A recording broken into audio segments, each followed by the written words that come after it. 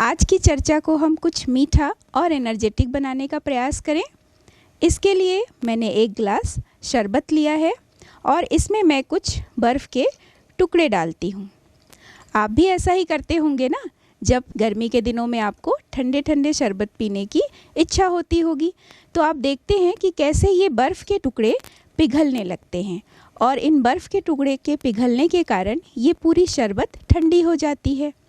तो अब हम ये जानने का प्रयास करते हैं कि वास्तव में ये बर्फ़ के टुकड़े पिघलते कैसे हैं। बर्फ़ के टुकड़ों को शरबत में डाला गया तो ये बर्फ़ के टुकड़े धीरे धीरे पिघलने लगे और शरबत अब ठंडी होने लगी। बर्फ पिघलने के लिए शरबत से ऊष्मा ग्रहण करती है तो शरबत ठंडी हो जाती है। यह ठंडी शरबत भी थोड़े समय के बाद कमरे के तापमान के बराबर हो जाती है क्योंकि ऊष्मीय साम्यावस्था स्थापित हो जाती है। यह ठंडी शरबत ऊष्मा का अवशोषण तब तक करती है जब तक कि ऊष्मीय साम्यावस्था स्थापित नहीं हो जाती है। बर्फ पिघलने के लिए शरबत से गलन की गुप्त ऊष्मा के बराबर ऊष्मा अवशोषित कर लेती है। यहाँ पर हमने गर्म चाय कप में रखी हुई है, कैसे इसमें से वाष्प निकल रही है। अब धीरे धीरे वो वाष्प निकलना बंद हो गई, लेकिन फिर भी इसमें से ऊष्मा जो है वो निकल रही है। अब ये चाय भी धीरे धीरे ठंडी होने लगी। तो ऐसा क्यों हुआ, अब हम जानने का प्रयास करते हैं। क्योंकि इसमें से ऊष्मा परिवेश की तरफ निकल रही है। तो जब कमरे का तापमान एवं चाय का तापमान दोनों समान हो जाता है तो यहाँ एक ऊष्मीय साम्यावस्था की स्थिति स्थापित होगी और इस वजह से ये चाय ठंडी होने लगती है। इस प्रकार हमने ये देखा ऊष्मीय साम्यावस्था की स्थिति स्थापित होती है। हमारे जीवन में बहुत सारे उदाहरण हैं जो कि ऊर्जा परिवर्तन से संबंधित है और यही हमारा अध्याय है थर्मोडायनेमिक्स या ऊष्मा गतिकी। ऊष्मा गतिकी या थर्मोडायनेमिक्स यहाँ दो शब्दों से मिलकर बना है, थर्मोस एवं डायनेमिक्स। थर्मोस का अर्थ होता है हीट और डायनेमिक्स का अर्थ होता है मोशन, मोशन ऑफ हीट। जैसे कोयले का दहन, कोयला जब जलता है उसमें से ऊष्मा उत्पन्न होती है। ईंधन का दहन हो रहा है, यहाँ पे जो एलपीजी गैस हम यूज़ करते हैं उसमें भी ईंधन का दहन हो रहा है। तो यहाँ पर जो अणुओं में संचित जो रासायनिक ऊर्जा है वह ऊष्मीय ऊर्जा में परिवर्तित होती है।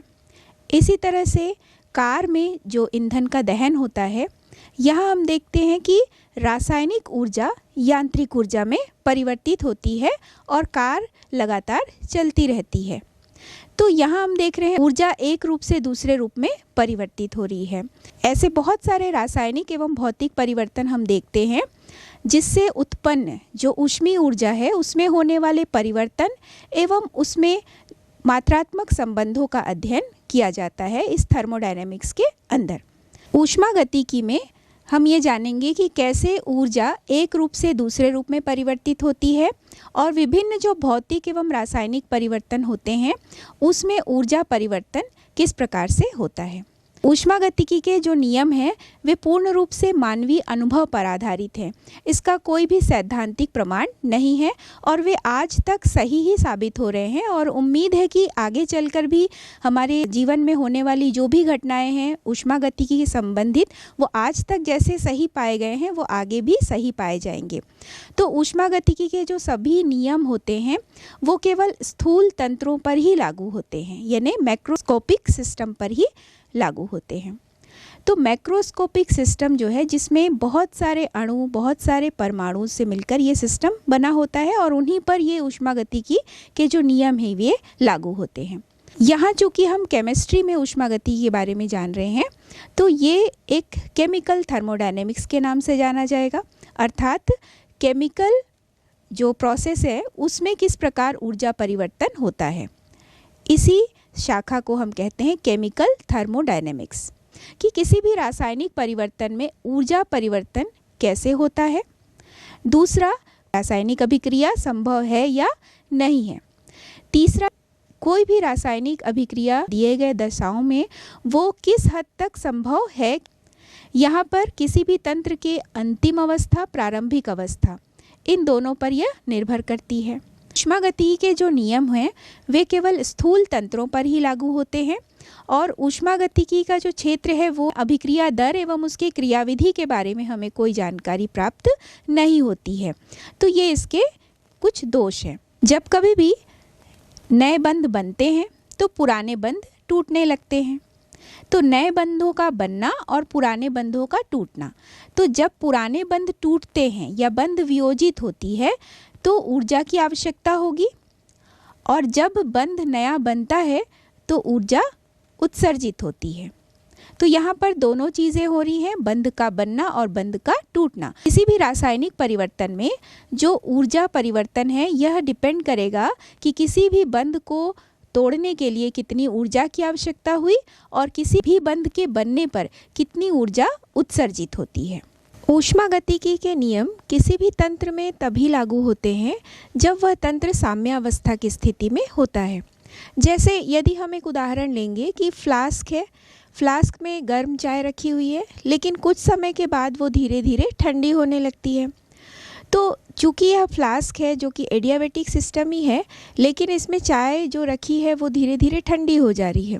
तंत्र परिवेश की तरफ ऊष्मा का प्रवाह कर देता है, तो जिससे एक साम्यावस्था की स्थिति बनी होती है, यानी फ्लास्क के अंदर रखी हुई चाय और जो वातावरण का तापमान है, दोनों तापमान एक समान हो जाता है। ऊष्मागतिक साम्यावस्था की स्थिति में हम देखते हैं कि यांत्रिक साम्यावस्था, रासायनिक साम्यावस्था एवं ऊष्मीय साम्यावस्था, ये तीनों ही शामिल होते हैं।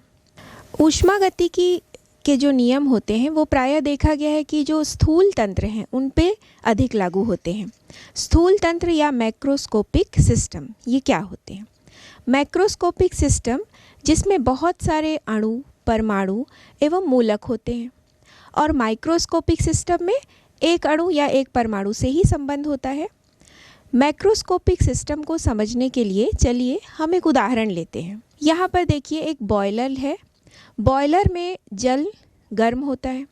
जल गर्म होने पर भाप बनती है और ये भाप जो है वो टरबाइन को घुमाती है।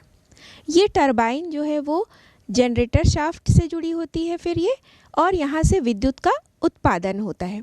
तो जल जब गर्म होता है तो हम देखते हैं कि टेम्परेचर और प्रेशर दोनों में वृद्धि होती है। तो जब टेम्परेचर और प्रेशर दोनों में वृद्धि होती है तो अणुओं की गति भी बढ़ेगी, ऊष्मा में भी वृद्धि होती है। तो यहाँ हम किसी एक अणु के व्यवहार को समझना हमारे लिए बहुत ही कठिन हो जाता है। तो यदि हम पूरे तंत्र में प्रेजेंट जितने भी अणु हैं, यानी कुल अणुओं के व्यवहार को समझना यहाँ पर अधिक आसान होता है। जो मैक्रोस्कोपिक सिस्टम होते हैं ऊष्मागतिक नियम को समझने के लिए सही होते हैं। अब हम ऊर्जा के रूपांतरण के बहुत सारे उदाहरण जो हमारे दैनिक जीवन में हमसे जुड़े हुए हैं उनको हम जानेंगे। सबसे पहले हम देखते हैं कि विद्युत ऊर्जा का यांत्रिक ऊर्जा में परिवर्तन। तो आपने देखा होगा कि पंखा घूमता है या मशीन चलती है, तो ये क्यों होता है? क्योंकि विद्युत ऊर्जा यांत्रिक ऊर्जा में परिवर्तित होती है। इसी तरह से रासायनिक ऊर्जा से विद्युत ऊर्जा का उत्पादन होता है। जैसे कि कोई भी हम विद्युत रासायनिक सेल ले लेंगे तो उसमें रासायनिक क्रिया के फलस्वरूप विद्युत ऊर्जा का उत्पादन होता है। ऊष्मीय ऊर्जा विद्युत ऊर्जा में जब परिवर्तित होती है तो इसका बहुत अच्छा उदाहरण है थर्मल पावर प्लांट। इसी तरह से विद्युत ऊर्जा का ऊष्मीय ऊर्जा में परिवर्तन होता है, यानी हम विद्युत धारा प्रवाहित करते हैं। आपने देखा होगा कि किस प्रकार से गीज़र है या हीटर है उसमें विद्युत धारा प्रवाहित करने पर या विद्युत ऊर्जा उसमें ऊष्मीय ऊर्जा में परिवर्तित होती है। तो इस तरह से हमने जाना कि ऊर्जा एक रूप से दूसरे रूप में परिवर्तित होते रहते हैं। तो इन सब का संबंध ऊष्मागतिकी के प्रथम नियम से है। हम इसे आगे समझेंगे। अब हम ये जानने का प्रयास करते हैं कि ऊष्मा उत्पन्न होती है तो हम उसे ऊष्माक्षेपी अभिक्रिया कहते हैं। किसी भी अभिक्रिया में जब ऊष्मा अवशोषित होती है तो उसे हम ऊष्माशोषी अभिक्रिया कहते हैं। लेकिन वास्तव में ये ऊष्मा आती कहाँ से है या ये ऊष्मा जाती कहाँ है रासायनिक अभिक्रिया से उत्पन्न होकर? तो इन सब पदों को समझने के लिए हमें ऊष्मागतिकी से संबंधित कुछ विशेष पदों को बहुत अच्छे से समझना है। सबसे पहले हम जानेंगे तंत्र, निकाय या सिस्टम। तंत्र, निकाय या सिस्टम क्या होता है? तो पूरे ब्रह्मांड का वह भाग जिसमें हम गुणों का अध्ययन करते हैं या जिसे प्रायोगिक और सैद्धांतिक अध्ययन के लिए चुना जाता है। तो ये जो तंत्र है ये सरल भी हो सकता है और जटिल भी हो सकता है। यहाँ पर ये तंत्र एक चाय का कप भी हो सकता है, मानव शरीर भी हो सकता है। अब हम जानेंगे परिवेश क्या है। तो तंत्र को छोड़कर पूरे ब्रह्मांड का शेष बचा हुआ जो भाग है वो कहलाता है परिवेश या सराउंडिंग। यहाँ पर जो परिवेश है वो पूरी तरह से तंत्र को प्रभावित करता रहता है। ये जो सीमा रेखा होती है ये काल्पनिक और वास्तविक भी हो सकते हैं, गतिशील भी हो सकते हैं और स्थिर भी हो सकते हैं।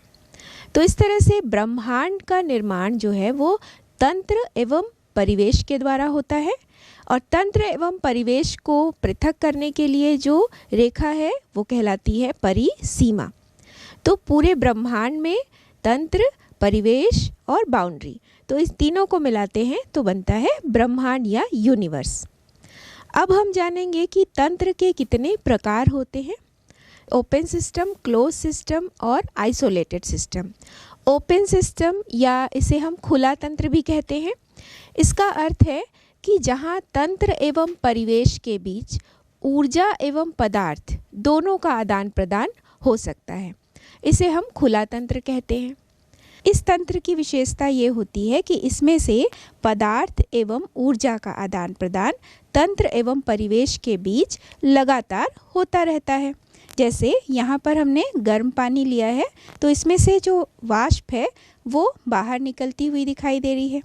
तो यहाँ पर तंत्र एवं परिवेश के मध्य पदार्थ एवं ऊर्जा का लगातार आदान प्रदान हो रहा है।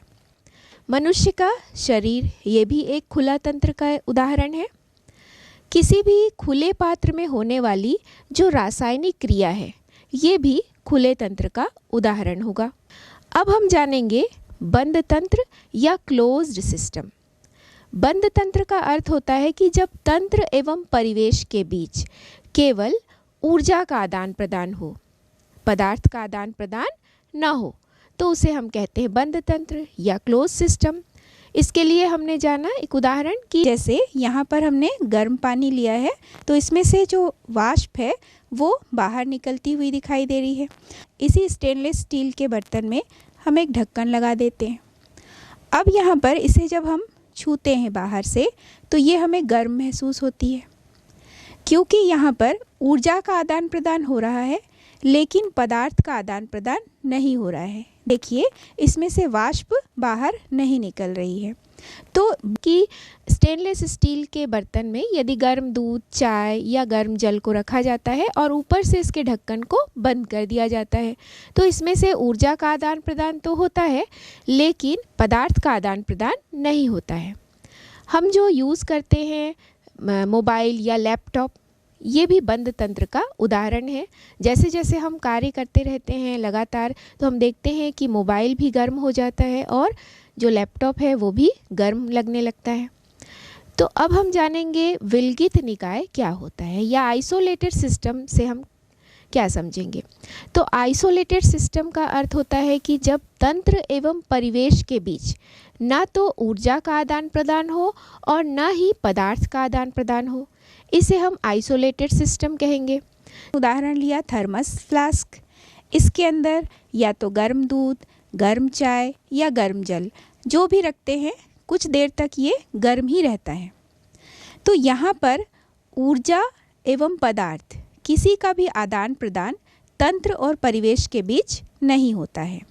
हालांकि कुछ समय के बाद इसमें रखा हुआ जल या दूध धीरे धीरे ठंडा होने लगता है, लेकिन थर्मस फ्लास्क एक विलगित तंत्र की तरह ही कार्य करता है क्योंकि इसमें से पदार्थ एवं ऊर्जा का आदान प्रदान परिवेश के साथ नहीं होता है। ब्रह्मांड को भी हम विलगित तंत्र के रूप में समझ सकते हैं। अब हम समझेंगे निकाय की अवस्था या किसी भी तंत्र की अवस्था क्या होती है। तो तंत्र की अवस्था का संबंध जो है उस तंत्र में स्थित जो भी स्थूल गुण होते हैं उसमें उनके मान निश्चित होने चाहिए और इसमें से किसी में भी यदि परिवर्तन होता है तो उस तंत्र की जो अवस्था है वो बदल जाती है। तो यहीं से हम समझ सकते हैं अवस्था फलन के बारे में कि तंत्र के मापे जाने वाले ऐसे गुण जो कि तंत्र की प्रारंभिक एवं अंतिम अवस्था पर निर्भर करते हैं। उस तक पहुंचने में उसने किस पथ का प्रयोग किया है, इससे वो संबंधित नहीं होता है। केवल वह तंत्र की प्रारंभिक अवस्था एवं अंतिम अवस्था पर निर्भर करता है, तो इसे हम अवस्था फलन कहते हैं।